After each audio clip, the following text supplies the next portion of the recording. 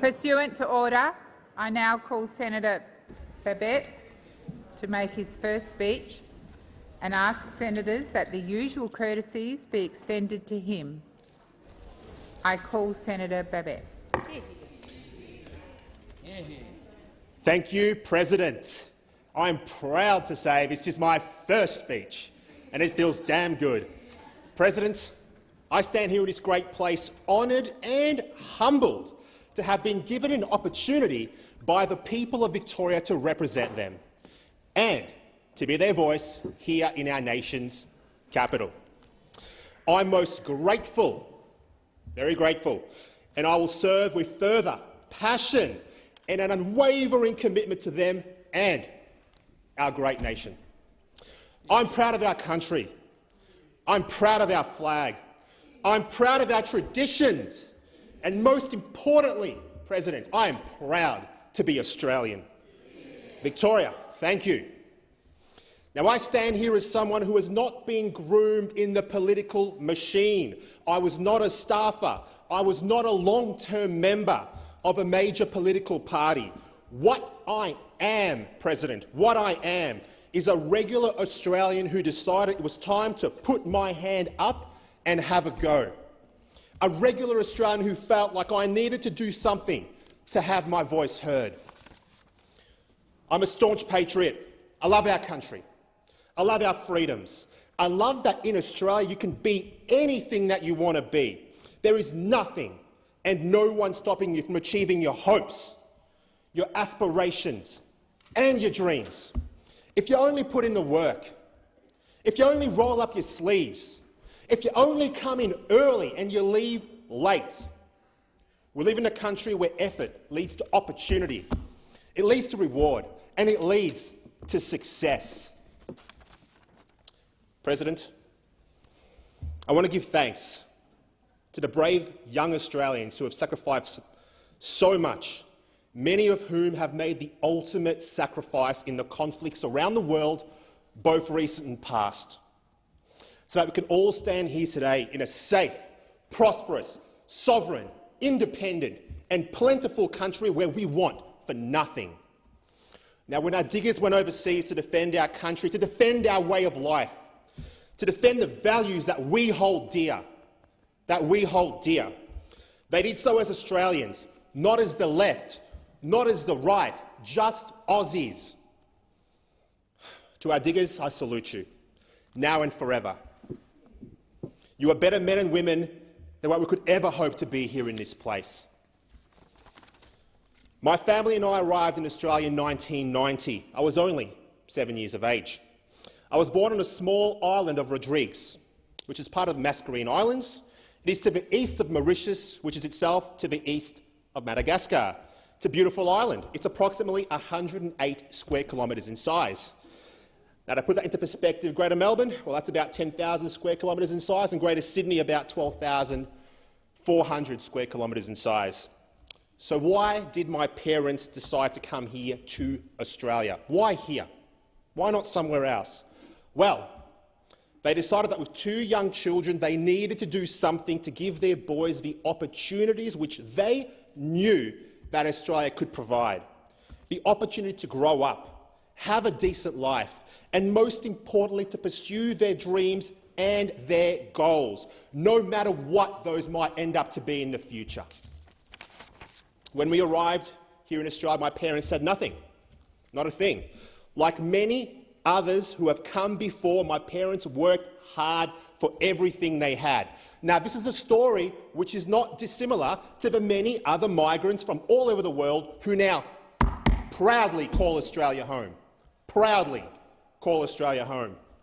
Now, back in Rodrigues, my father, he worked in a hospital, and my mother in a government office in administration on the island. They had great jobs. When they came here, they started from scratch. They rebuilt a life in a new country with 2 young kids. That is not an easy task in a world before smartphones and the internet, I can assure you. Imagine turning your phone off and never turning it back on again. Now, although I was only 7 years of age, I remember that time clearly. Clearly. When we arrived, I spoke no English. I only spoke French. As you can imagine, starting primary school was nerve-wracking. Much more nerve-wracking than even his first time speaking in this great house. Much more nerve-wracking. Now, unable to communicate and being the new foreign kid wasn't easy. It was a struggle, to be sure. But luckily for me, another boy in the class spoke both English and French. And when the teacher would give us instruction to complete our classwork, he'd take me outside into the hallway and he'd translate from English to French. I'd then complete my work in French. A difficult time for both me and my teacher, who had to grade my work in a language she didn't even speak. She didn't even speak the language. Now, luckily, I quickly learned to speak and write in English. But those early formative years taught me that I could do anything if I applied myself, if I worked hard. They taught me not to be afraid and to believe in myself. And I eventually went on to complete a bachelor's degree, and I started a very successful business with my brother. Now, when we arrived here in Australia, my father took on a full-time job working full-time in nursing homes while he put himself through university. Eventually, he graduated with a master's in business in international trade. My mother also took up a full-time job. Hard work, long hours, early starts. I remember early starts. But no matter what was going on, I could always count on my mother to be home, to greet me after school and be there with a snack when I got back. Every time. I remember it very, very clearly. Now, we have a very strong and very close family. And through my experiences growing up, I believe that the family unit is the bedrock of our society. Yeah. The bedrock. Now, my parents showed me through their actions every single day, that working hard, being disciplined, and sticking to my principles would see me do well in life. To my parents, I obviously will be forever grateful. The challenges that they have worked through as a team have given me the tools, the know-how, and the work ethic to be standing here today in this place. Now, in 1993, we officially became Australian citizens. I was a little bit too young to understand, but what I could understand was how important and significant that moment and that day was for my parents. We went to the ceremony, and at the end we could officially call Australia home. I still remember that ceremony. I remember how happy and how proud my parents were, and I'm glad that I can stand here today with my mother and father watching on in the gallery. Australia has given us so much. To say that I'm a patriot is an understatement. To say that I love our Southern Cross and the red, white and blue is not even close. We are lucky, all of us, we are lucky to live in the greatest and the best country in the world. President, to be standing here in this most important and dignified of places fills me with pride. I'm truly honoured. Now, I wish to extend my congratulations to all the other senators who were elected to the 47th Parliament. And I wish to say that even though the time may come where we will disagree, that when we do make these important decisions, that we do so for the benefit of Australia and all of her people. That we put aside minor differences for the benefit of nation first. Nation first! That must be at the core of everything that we do here in this place. We should cooperate with all. We should trade with all. But we should avoid entanglements which do not benefit Australia or her people. We live in a world where powers beyond our shores seek ever-increasing levels of control and influence over the direction of our country and our people. We must temper this with a staunch, patriotic attitude, the strength of self-determination and the love of country. We must not allow unelected, undemocratic and unaccountable international groups and organisations to exert undue influence over the future of Australia. Yeah. We must be the masters of our own destiny. More than ever, everyday Australians are struggling due to the decisions handed down by unelected global bureaucrats. We are facing cost of living pressures not seen before in many of our lifetimes, with the cost of food, energy and the rest. increasing at an alarming rate. The average Australian is struggling and will continue to do so until we start to make decisions that put Australia first once again. We must cooperate and trade with all. We must extend a hand of friendship to all. But we also must exit international agreements which would disadvantage Australia and her people. We must go back to the values that made us one of the greatest countries on earth in the first place and re-embrace the entrepreneurial spirit, the free market economy and respect for the individual.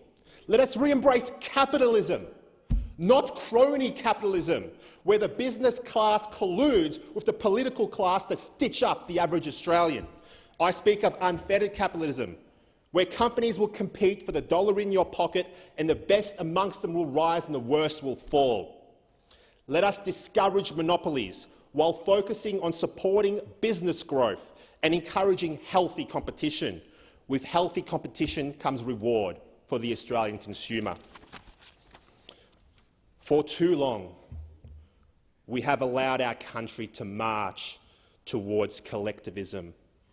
History has shown us this does not end well. We need not repeat the mistakes of the past.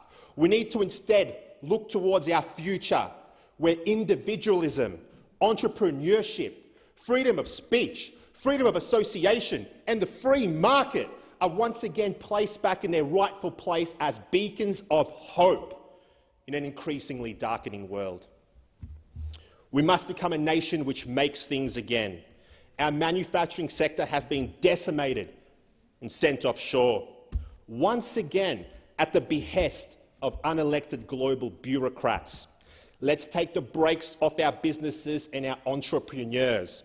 Let them work, let them produce, let them create wealth. Not wealth for a few, but wealth for all. We will all be better off for it. We need to ensure that we give Australian businesses strong support and an unencumbered legislative pathway so they can grow, compete and become major players on the world stage. Let's eliminate disadvantageous bureaucratic red tape and green tape and unfair international agreements where the only choice some businesses have to survive is to move offshore. Particular attention needs to be placed on our small and medium businesses. Small businesses are essential to our economy. They are our nation's largest employer and they employ almost half of all Australians in the workforce. We must do everything we can to ensure that they can compete and operate and simplify and restructure the system to make their lives easier, not harder. Now, the Australian government is the main petitioner of bankruptcy and company liquidations. Let's stop driving businesses to the wall. Our small businesses are the backbone of our economy and they are struggling. Let's do all we can to help them survive and prosper. Now, our world and our position within it is becoming increasingly uncertain, make no mistake. And the reality is that foreign authoritarian powers are posturing for supremacy and have adopted ever more expansionist policies. These powers seek to reshape the current world order. We need to recognise this, and we need to be ready to act. Let us reinforce our strong and long-standing relationships with our friends and international partners and forge closer ties with our neighbours. Let us continue to build robust relationships with other democratic nations, with long-term regional and global stability in mind. The reality of our world means that we must be ready to defend not only ourselves but our friends who share similar values as we do, should they require our help. We must be ready to defend liberty and defend democracy itself and do whatever is required to ensure we are ready to deal with any challenges the future may bring. Now, we should not seek out said challenge, but instead be ready to meet it, should it present itself. Now, a great man once said, "We shall also do our part to build a world of peace, where the weak are safe and the strong are just." But those who threaten the security and the prosperity of our world are not just. And the sooner we recognise this fact and the quicker we act, the better off we will be. We live in an Australia where our strategic and national assets are being sold off to the highest overseas bidder. Billions of dollars worth of our assets have been traded away. Too much of our critical infrastructure is effectively under foreign control. This is not the Australia that we should want to leave for the next generation, where people who are not citizens, who have not sworn allegiance to our nation or to the Australian people, go on to own assets of strategic significance, such as power companies, ports and prime agricultural land. This trend must be reversed. Critical infrastructure must never be in foreign hands. It must always be in the people's hands. Many critical infrastructure assets, like power companies, are monopolies. They are not subject to traditional market forces a business would traditionally face. As such, placing these assets into private hands, into foreign hands, all but guarantees manipulation to the disadvantage of the average Australian. Now, a long-standing policy of the United Australia Party is to bring Australian super back home to grow Australia. Currently, a minuscule amount of Australian super is invested here in Australian infrastructure. Australia is the fourth largest holder of pension fund assets in the world. Australian super funds have around $3.5 trillion and are one of the largest sources of capital. But much of it is invested overseas and does not provide economic growth and employment for our citizens right here at home. Now, this super can be deployed to benefit our country and our people. We do not need to sell off our infrastructure assets to the highest bidder, and we do not need to rely on foreign capital for our infrastructure requirements. We are at war. Make no mistake. But this war is a war which does not conscript men, planes, tanks and weapons to its cause. This war is an economic and financial war, and we are losing. The outcome of this war will be the same. We will be subservient to foreign powers, to foreign interests in our own lands. We cannot and must not allow this to continue.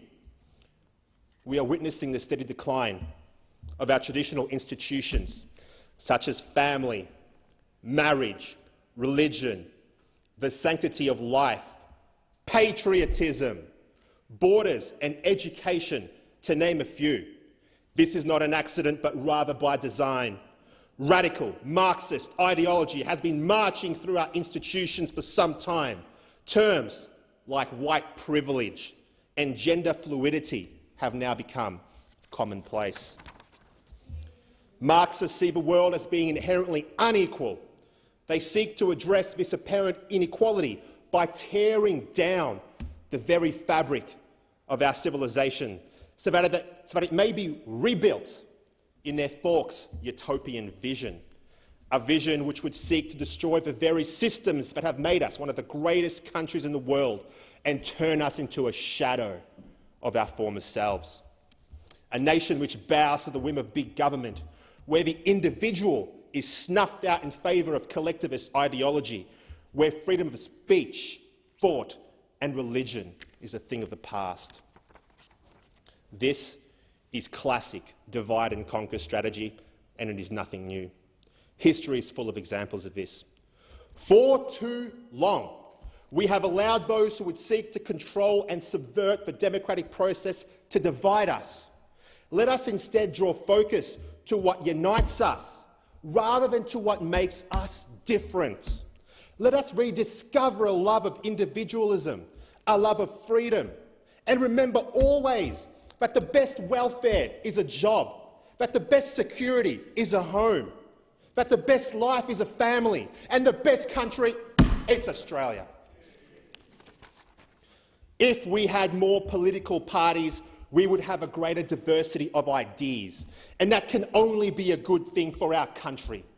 Politics, after all, is about ideas. It is about the great contest between differing points of view. It is not and should never be and exercised in public relations where the only thing some politicians seem to be concerned with is the next election and getting back into this place. Politics, of course, has no tangible reward. The only reward is history and doing what is right, and sticking by your convictions no matter what the cost. It's about standing strong in the face of adversity. I and many tens of thousands of others joined the United Australia Party because the United Australia Party, it stands for something. We stand for family values. We stand for small business. We stand for limited government. We stand for a fair go for all. We stand for you to have the freedom to live your life how you choose without interference. We stand for democracy. We stand for personal responsibility and self-determination. Now, the United Australia Party took to the election many policies which will benefit Australia and her people, such as policies to deal with our high levels of national debt, which has now resulted in ever-alarming increases in interest rate and inflation. We call on the government to approach us to discuss these policies in order to help the average Australian. Let us work together for the benefit of Australia. Let us cast aside minor differences.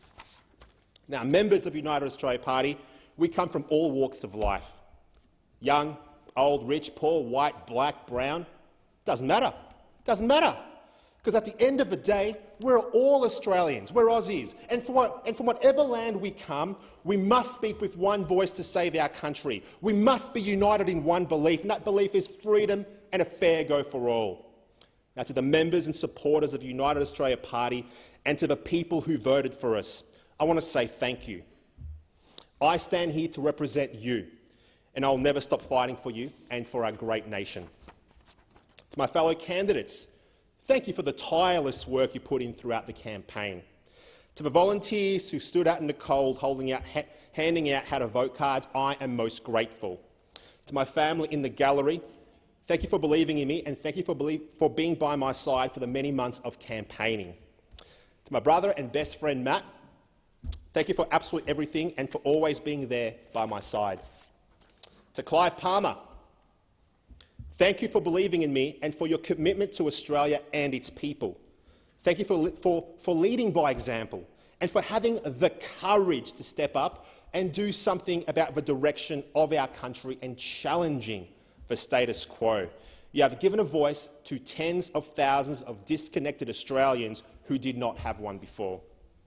To Craig Kelly, your advice both now and into the future will be invaluable, and I thank you for your dedication and the passion that you have shown towards advancing Australia, both during your time as a Member of Parliament and now in your new position as the National Director of the United Australia Party.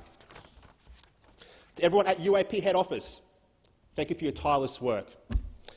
But most importantly, to the people of Victoria, the issues that we are experiencing were created by men and women, and they can be solved by men and women. We must work together for the benefit of our country and our people. The challenges that we face are many, but we can do something about it. You are, in fact, doing something about it right now by taking a greater interest in the political process and by ensuring that I was elected to Parliament to represent you. You are doing something about it every time you volunteer your time to keep Australia free. To the people of Victoria, together we will make a difference. Together we will stand up. Together we will create change. Together we will make a better tomorrow. And yes, together we will save Australia. Aussie, Aussie, Aussie! Aussie! Aussie, Aussie, Aussie! Senator Babet, that's disorderly.